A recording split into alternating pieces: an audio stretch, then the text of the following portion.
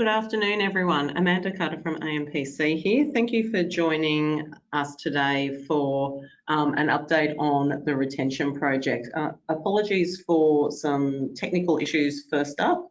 I'm actually in Sydney today and it's obviously Sydney that's causing it. My computer prefers to be back in Tumut. So to give you some background around this project, when AMPC did our tours around to a number of our members 18 months ago, labour was identified as one of the main sort of issues that processors were dealing with. And out of that, when we drilled down, we came up with retention being one of those. So we've embarked on a project looking at what are those, why is retention an issue? What sort of levels are people experiencing? And today we're lucky enough to have Andrew Moore and Rod Glass, and Andrew will be doing most of the presentation to give us an update on where the project's at and some of the initial, I guess, indicators that are starting to come through from the data set. And it's been really interesting watching the data set grow to see where it currently is sitting. And by the time we do the last sort of 25 plants, it will be extremely interesting to see overall how, where there's alignment and where there's differences between plants. So for those that haven't used this platform before, if you would like to ask a question, there is a question on your toolbar. Please type your questions, and when we get to the appropriate spots, we will ask Andrew or Rod to answer your questions. And if we run out of time today, we'll make sure that we come back to answer those questions. So thank you very much for attending. And Andrew, I'll hand over to you. Thanks very much, Amanda, and welcome everybody. Firstly, I'd like to say that we have Rod Glass on with us, as Amanda mentioned, but we also have from our research team, Adelaide Witten and Bell Singh. So welcome to you guys. Also from the wider response family, we've got Terry Uke, Nat Todorovsky and Ryan Murphy. So welcome to you guys as well. And as Amanda mentioned, we'll run through a few slides around some of the data that's been collected so far in the retention project. So hopefully you can all see that, that first slide now. And this slide is just showing a bit of the context of the for the project itself. As Amanda mentioned, red meat processors and particularly all the members of AMPC have for quite a while voiced their concerns about retention across the industry. In fact, a survey not so long ago was indicated that 65% of members thought it was the #1 issue. So that's the genesis of this project. As well, Rod in particular and I as well, we've been doing some work around innovation across the industry. Rod might get an opportunity to give you some more detail about that as well. But this is actually also one of the programs or one of the projects that's come out of that work around innovation across the industry. The project itself is to be spread right across the industry, and everyone had the opportunity to express their interest. 25 sites, I think that might be now 26, but those sites that have expressed their interest will be participating in the research the research phase of the project. And we've already done 3 of the 5 groups of 5, so it's 15 sites have participated in the research phase. There are further phases. Once the research is done, we move into development phase, where we offer the opportunity for people to do a comparative analysis across the industry and see where they fit as an organisation. And then we move into some adoption and adoption of a framework that we're developing that will underpin the retention systems and practices moving forward in the industry, and hopefully address a lot of the issues that we're finding in our research. The purpose is to give you a snapshot of where we're up to currently. Also part of the context is that both the innovation project and the retention project is looking at currently at the retention project, we're looking at retention through the lens of systems leadership. I won't go too deeply into this, but suffice to say, it gives us a really integrated view of what's happening inside the industry and inside members of the industry in terms of the behaviours, the symbols and the systems that they have in place to either retain people or not, I guess. And so these three things are said to be the drivers of culture inside an organisation. So in fact, we're also getting a snapshot of what the organisation culture looks like while we're doing this research phase. The research to date with the 15 sites, we've had excellent engagement from those 15 sites that have been involved so far. And if they're part of this call, we'd like to say a big thank you for that to begin with. And through that research phase, we've created nearly 13,500 data points, and we've spoken to over 420 people, so 424 people across the industry. And we've started to work on creating a framework, and we've also started with the first 10 sites in the project, working with them so that they can understand some of the excellent practices in terms of systems, symbols and behaviours that this research is uncovering, where people are getting very good results when it comes to retention. And as we go on with that development phase, we'll be helping organisations that have been part of the research project. We'll be helping them to really understand the try and prioritise what they can do to improve their retention performance.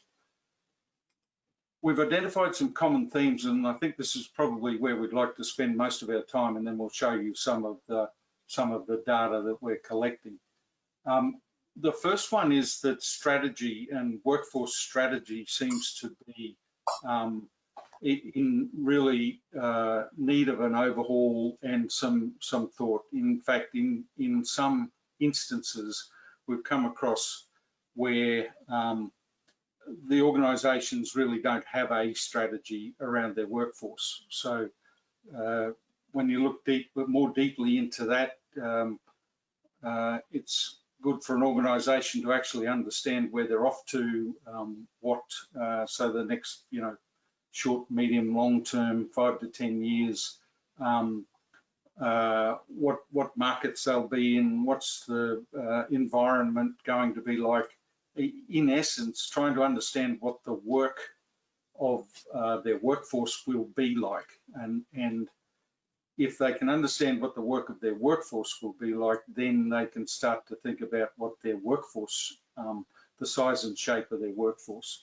And understanding size and shape of the workforce, we've run across in the research a number of plants and organisations that are actually doing a really good job of understanding what they're going to need into the future, what's the size and shape of that workforce, and what that leads them to understand is not only in number, but also what type of person they're looking for, what are the skills they're after, what development needs they'll need for those people coming in, and then of course identifying sources of that labour and understanding the pipeline for labour coming into the plant. And of course, one of those things to understand is, or one of the important things to understand there is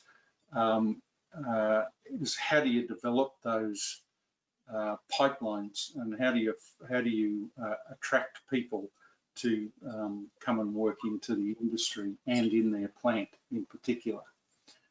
The next point that we've highlighted here is around structure in terms of authority and accountability. In a number of instances, this is quite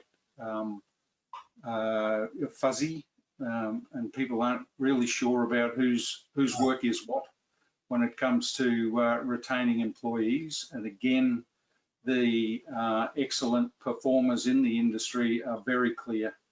One site in particular that has an excellent result, not only do all of the leadership right down to, from the plant manager right through to leading hands in teams, not only do they understand what they're trying to achieve, they can state what the strategy is, they're very clear about what their authority and accountability is in delivering that, and also their work. What is their work? Every one of them were able to describe to us what it is they do to get their really good results. And of course, at the other end of that scale, we also ran across and have run across organisations where that's a bit of a mystery to people, what they're trying to achieve and how they're actually trying to achieve it. Another big one across the industry, very variable approaches here, and that is actually measuring things like turnover and reporting that information back to the people who can make the decision, or the decision makers, in particular the operations line managers. And again, in the really high performers, they can, high performing plants, they can tell you their numbers. In fact, again, in one site, we were able to, when we spoke to those leaders, we not only could they tell us the numbers, in most occasions, they could tell us the name of the people who'd left from their team in the last 6 months or so. So they're really all over it, and they understand it, and they know, again, what their work is around that. When we embarked on this and spoke around the industry, and of course, a lot of us have been around the industry for a long time, there's some common mythologies, in particular around the first 30 days. We hear a lot of stories about people leaving at morning tea on their first day, and walking out with their gumboots on and asking for the toilet and disappearing. In fact, what the data's telling us is that on average, it's somewhere in the teens. It's less than 20%, so it's less than 1 in 5 people are leaving in those first 30 days. However, when you look at the 90-day numbers, that's anywhere up to around the 60%, I think the number is, of all leavers leaving in that first 90 days. There's some interesting comments that we've run across that might explain some of these numbers to us, that I'll show you in 1 or 2 of the slides coming up. But I think that's a really interesting thing for the industry, is that it's really not the 30 days. We actually mightn't be doing, the industry might not be doing a pretty good job there. in the first 30 days. It might well be that something happens after those 30 days, and it's the 30 to 90 day period that could be our problem. Like I said, I've got some comments about that, and we'll talk about that in a minute. Attraction to the industry. This is on at least 2 levels, but the 2 key levels the research is pointing to is that at an industry level, there's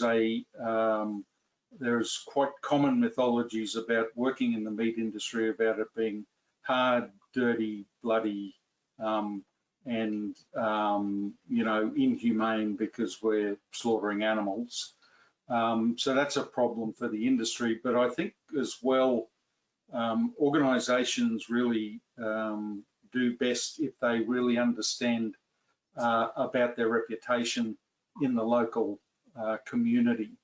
And those that concentrate their effort on creating good reputations inside the industry are actually thriving and going quite well. And one of the things around that is, again, being more strategic about how you engage with community and community organisations. So that actually forms a part of our framework that we're developing. But it's also something that, Amanda, you might like to comment on at the end of this this presentation, if you don't mind. Thank you. The other thing, the next point there is that there's quite a really common view that people aren't prepared to work in the meat industry in general. Now that's not for everybody, of course, because some people are very prepared, and they know what they're up against and what they're going to what their experiences might be when they get there. However, there is some work that needs to be done, as the research is showing us, that to help prepare people to work in the industry, rather than just allow people to wander up and then be shocked with the chaos and whatever else they find on our plants. The quality of inductions is another point that is worth mentioning, because that, again, they can be variable. At one end of that continuum, we have inductions where people are very clear on what department they're heading to. They're eased into work over multiple days. They have already met their line managers. They're fully au fait with the department they're going into. They've got a good understanding of what they're about to embark on. And so that's at one end of the continuum. At the other end of the continuum, we've found instances where people are using inductions as their selection process. So if you survive the induction, you get a job. So we would see that as probably the poorest of practices, and at the other end is some of the excellence around inducting people through. Startups. So when you start your job initially, again, it's quite variable. Buddy systems can be, again, sometimes we've run across where the managers are saying that, yes, we have buddy systems and the buddy systems work really well, but when we talk to the employees, they feel like they were thrown into a job, they get stuck on a job. The person beside them didn't really want to teach them what to do because they're only learning themselves, or they had some other reason not to do that. So again, there's some work to be done it appears, around the startups and the introduction to your workplace. And the perceived treatment by their direct leaders, it's very clear that that has a direct bearing on retention rates. So how people feel they're treated by their supervisor, for instance, has a direct bearing on their retention, and either positively or negatively. All of these themes have come from the research, and in the previous slide we said that there were 14,500 data points we've collected. They've either been from managers, all the way from general managers through to leading hands, or directly from people who are what we're calling continuers. So one of the difficulties when looking at why people leave, or how to retain people in the industry, is that it would be a really good idea for us to get some information from leavers. They're very hard to track down, and in many cases where it's reported that they abandon employment in this industry, as well as feel reticent to actually give good details around why they leave. So we have mechanisms in place to try and retrieve data from leavers, but our key source of data is from talking to people who are continuing their employment but have recently been employed. So we're talking to people who are anywhere between three months and 2 years employment, because they're the most recent person or people who've been through the process. So that's where the most of the data we're looking at today has come from. Some of the emerging themes is this one about temporary visa holder numbers. It may have a direct impact on the retention rates of residents or non-visa holders. It's hard for us to draw any correlation at this point. However, it is an emerging theme that we hear from people anecdotally, that supervisors and leaders in the on the line find it difficult to distinguish after a while. If they have a distinguish between temporary visa holders and residents, because they're so busy with the churning of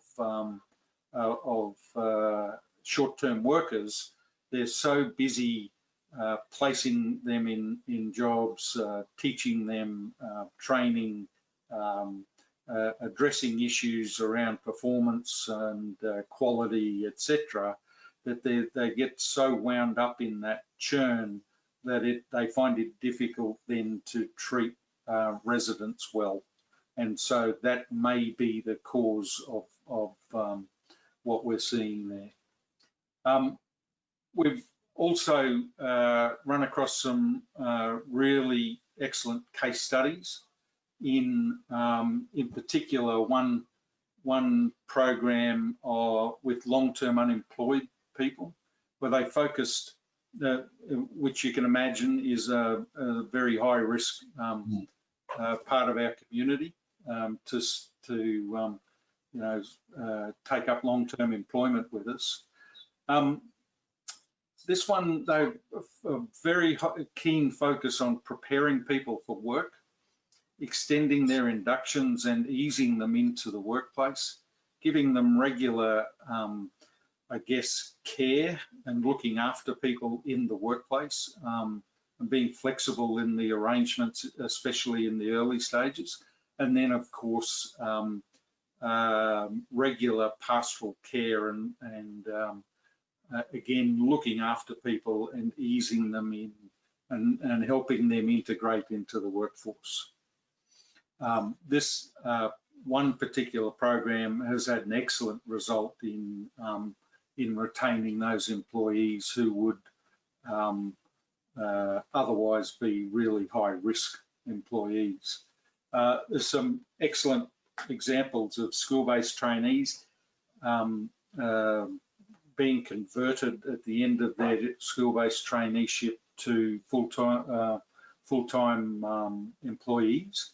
One of those in particular is the one I'm mentioning here. Is again, they have a very good link to the schools. The school teachers are the people who identify candidates to do this work.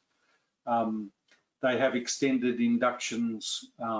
They have regular on-the-job care, but it's provided by the department manager, not anyone else in the leadership team. So the most senior person in the room is the person who looks after these school-based trainees. So again, if you want to think about that those people going through both those programs are getting special care, and they feel like they're valued and well looked after. And we see that as the primary reason why they're so successful. And those type of practices, if and when they're extended across the general population of new starters, they're actually proving to get a much better result when it comes to retaining employees. There's some really good examples of graduate programs, giving them wide experience across the industry, and allowing and showing them opportunities for them to develop into all sorts of different areas, leadership roles, quality assurance, all sorts of things. So there's some nice examples of that as well. And the top 3 performing sites have a fairly well standard practice of developing their leaders and doing really good work to help leaders inside the industry and inside their businesses understand what it means to treat people well, and for them to have a good experience, but also for them to be able to manage things like retention and absenteeism and other things around their teams. So there's some of the common and emerging themes that are definitely becoming clearer as we build our data.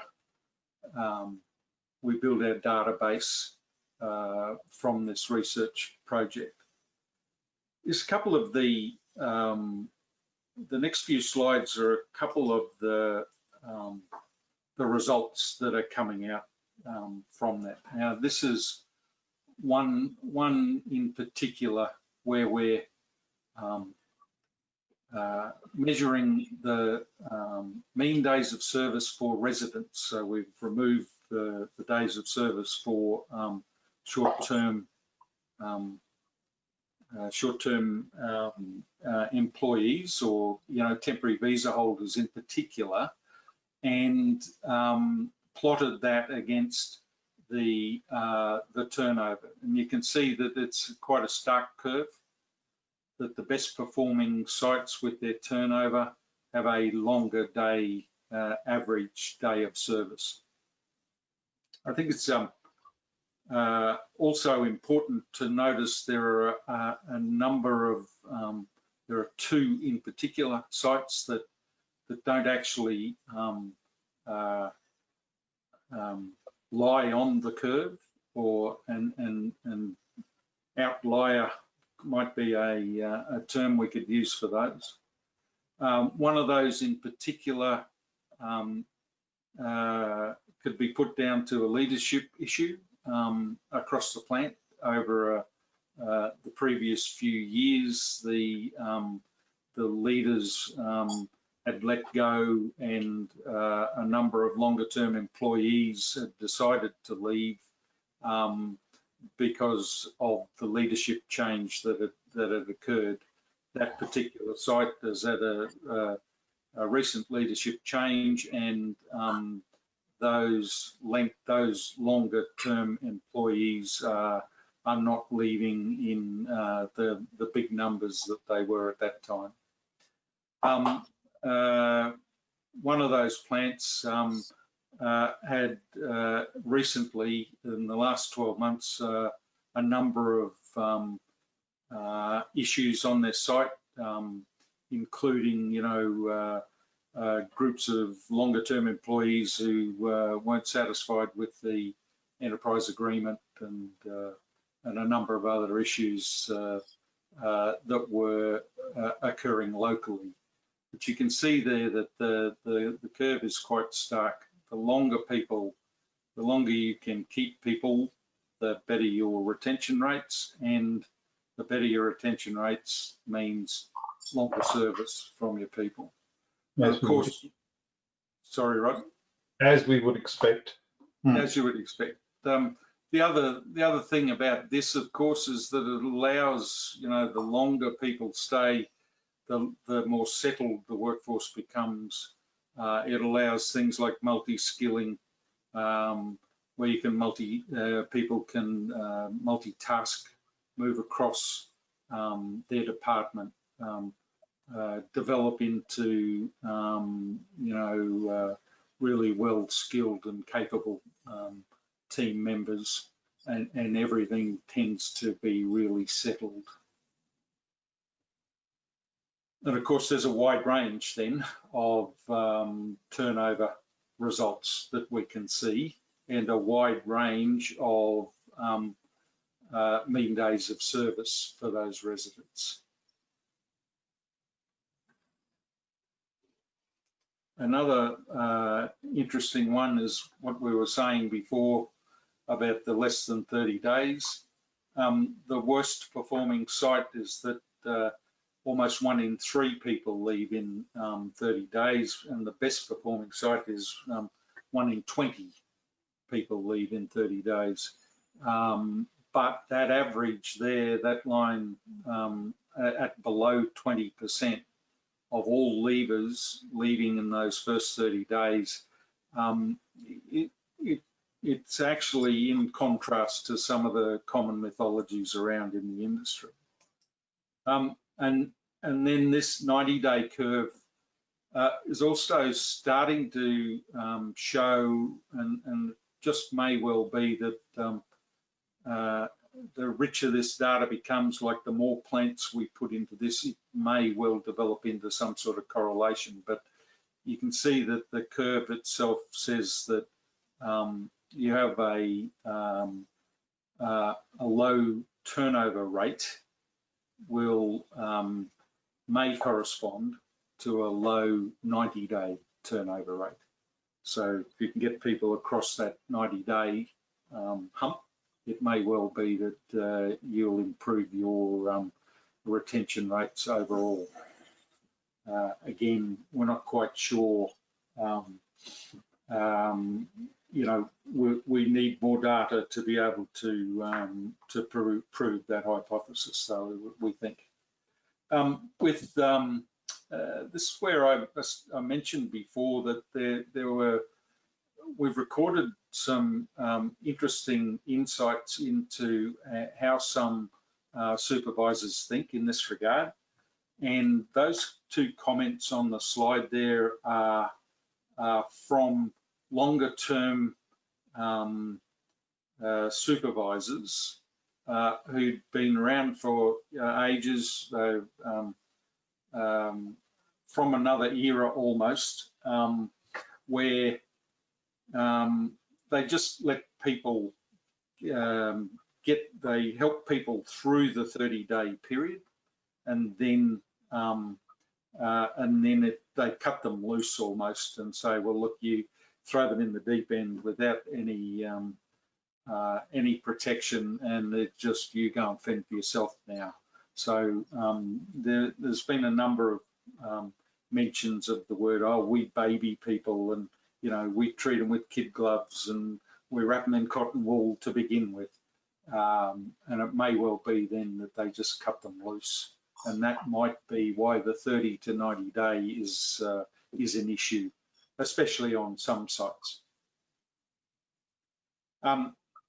As well, there's been a number of comments across the industry that have again show, thinking from another era, where supervisors have said to us things like, look, I don't even get to know anybody for the first month until I work out whether they're staying or not.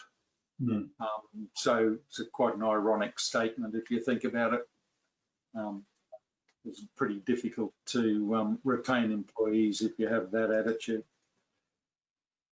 Another one of our graphs that we use is to look at temporary visa holders versus the turnover on the plant. And this is quite a stark correlation forming here, is that the more temporary visa holders you have, the more your all plant turnover becomes.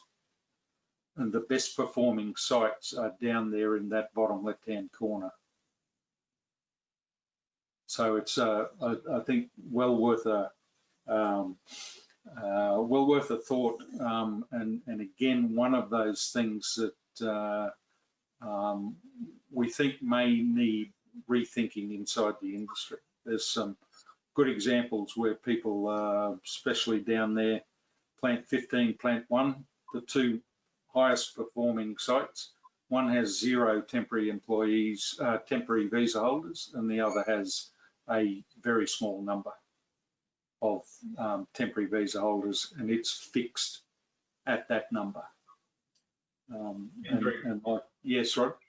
And just some of the numbers behind that, some of their temporary visa holders are up to 200 days, whereas you're going to see soon the mean days of service for some temporary visa holders are quite low. Theirs are very high.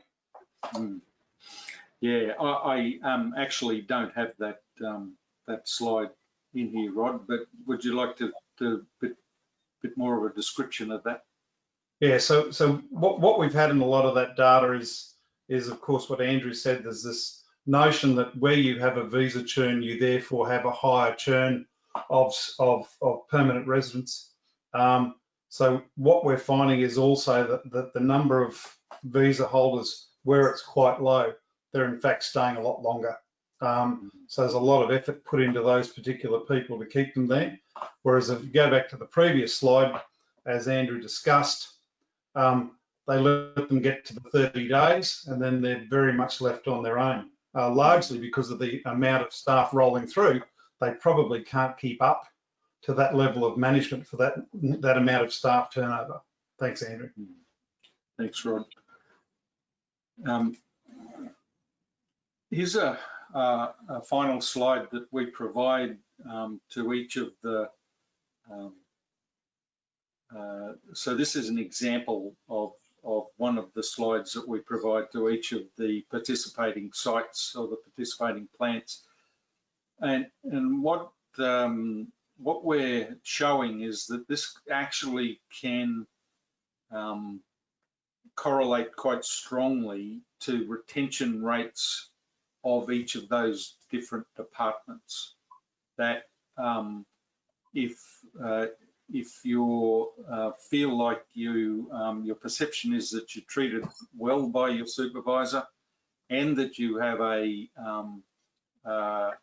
smooth and integrated introduction into the workforce or into that team, then that's quite strongly correlated to retention rates being quite high and turnover being low. So again, those this is one of many pieces of information that each of the participating sites is provided with. So that's a snapshot. That's some common themes. It's some emerging themes. It's what we're currently finding and reporting back to those participating sites. And I think it's, Manda, it's back to you. It's about that time. Fantastic, thank you, Andrew. If anyone's got any questions around the data or any of the information that's been presented today, please feel free to jump on now under the question tab and send through some questions. So we do have one question that came through. What was the distribution across the states? So all states were covered. We've had plants from each state participate, excluding the Northern Territory at this stage, and it's been a fairly good spread, hasn't it, Andrew? Yes, it has, Amanda. Every member, AMPC member in the country was invited to express their interest, and it was great. Yes, we've had an expression from every state across. Plus, I think it should also be mentioned that we have a range of sizes as well: small, medium, and large employers and large sites. So it's a great spread. And Which across, Sorry. and of course across beef and lamb. Yeah. Both Yeah, on and it's fantastic to see the spread, but how many similarities I guess there's been across the spreads, showing that, you know, there are the same issues emerging across the different states, so and the different sizes. Yeah. Great, thank you. Well, it doesn't look like there's any more questions coming through, so but if anyone would like some more information on the project, feel free to get in touch with either myself or Andrew or Rod, and we'll be able to help you to interpret probably a little bit more of the information or drill down into the information. Each of the sites the 15 sites that have been participating have or will have had their own individual, so they can actually see themselves ranked against others, and that's something that AMPC is looking to move towards as we move forward on being able to have some way of people being able to, I guess, compare themselves and where they sit compared to other people. We have had one more. When will the report be finalised? So there's 10 more plants to be finished, or the research in that phase, we're still going through the research phase. So Andrew, rough timelines? COVID throws a spanner in the works as well. Can I jump in there, Amanda? Each of the participating plants, people might not be aware, but Amanda's actually had to read over 700 pages of our milestone reports to date. So there's actually a snapshot report done for every plant who have participated. But I think we'll be running seminars such as this, and I can think we can be putting out some papers in relation to the results to date. The final milestone with the final report is in 2022, Amanda. I think June, Rod, sometime in the middle of 2022. And that is because the research phase is certainly an important phase, but it's only one step in the whole process. We go through the development phase, and then we go through the adoption phase, and then the education phase. So it's a lengthy process. Yeah, and it'll be interesting to be able to follow those results once we've gone through that implementation phase, and hopefully be able to come back in the future and be able to show that projects such as this has actually been able to help improve retention within the membership. Amanda, if I can just give the graduate certificate a bit of a plug, if you don't mind. Yes. There's an AMPC project on a graduate certificate currently. We're currently running, and there's a few people on the call here today who have finished the previous one in 2016 and are about to embark on the new program. One of the significant subjects is a strategic HR subject. And I could see anybody wanting to undertake this particular postgraduate study can actually create a strategic linkage between HR strategy and a project they want to do in plant, and use this data in their own plant to improve their retention performance. Fantastic, thank you. So if anyone is interested in joining onto the graduate certificate course, please feel free to get in contact with either myself or Rod, and we'll be able to give you a lot more information around it. So there's been no more questions come through, so we might wrap up the webinar now. Thank you very much to Rod and Andrew for all your dedicated work in this project so far. It has been by far, from any research that I've been able to find in the retention space within our industry, the most comprehensive project that's been done to date, and look forward to seeing the final results. So thank you both, and thank you for presenting today. And the aim will be hopefully to be able to give another update once we get through the remaining 10 plants. Would probably be a good time for us to reconnect. So thank you very much. And no problem. Thank you. Awesome. Thank you.